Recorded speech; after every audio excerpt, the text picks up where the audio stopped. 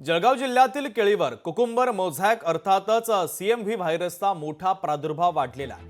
व्हायरसच्या प्रादुर्भावामुळे केळीच्या उत्पन्नांमध्ये आता घट होत असल्यानं केळी उत्पादक शेतकऱ्यांची चिंता वाढलेली आहे। जळगाव जिल्ह्यात सुमारे 70,000 हेक्टरवर केळीची लागवड केली जाते।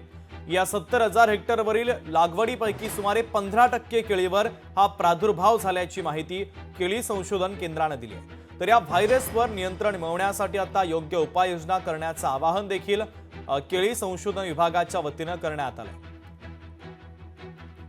तर केळी संशोधन विभागाचे अधिकारी यांच्यासोबत संवाद साधला आमचे प्रतिनिधी सुमित देशमुख यांनी। पाहूयात। जळगावची केळी ही आंतरराष्ट्रीय पातळीवर प्रसिद्ध आहे। सर्वात जास्त पीक हे जळगाव जिल्ह्यात केळीचं घेतलं जातं। मात्र या केळीच्या पिकावरती कुठेतरी सीएमव्ही सारखा आजार आल्याची घटना पाहायला मिळत आहेत आणि यामुळे कुठेतरी शेतकरी मोठे संकटात सापडलेले आहेत। आणि यावर्षी केळीचं पिकावरचं उत्पन्न हे शेतकऱ्यांचं कमी होतं का, कशा पद्धतीने हा रोग आहे, याची काय लक्षणं आहेत, ही माहिती जाणून घेण्यासाठी आपण आलेलो आहोत जळगावच्या केळी संशोधन केंद्रामध्ये। आपल्यासोबत काही केळी तज्ञ या ठिकाणी जुडलेले आहेत। आपण ते त्यांच्याशी संवाद साधूया।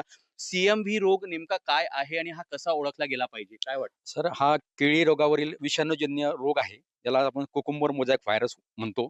हा आरएनए व्हायरस आहे।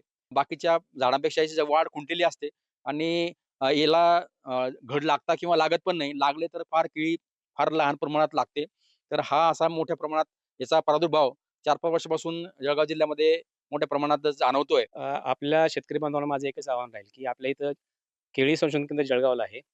तर या ठिकाणी वेगवेगळ्या प्रकारचं संशोधन चालतं आणि महाराष्ट्रामध्ये सगळ्यात जास्त आपली केळी खाली लागवडीखाली क्षेत्र आहे। जर आपल्याला कुठल्याही प्रकारचे प्रश्न आले किंवा प्रॉब्लेम्स आले किंवा अडचणी आल्या, तर आपण कुठल्याही वेळेस आपल्या केळी संशोधन केंद्राशी संपर्क साधू शकता।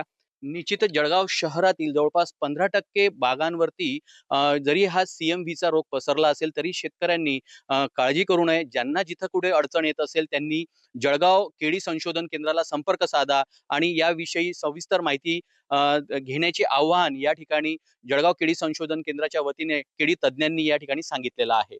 सुमित देशमुख, लोकशाही मराठी, जळगाव। लोकशाही मराठी ऐका, पहा, जागरूक रहा।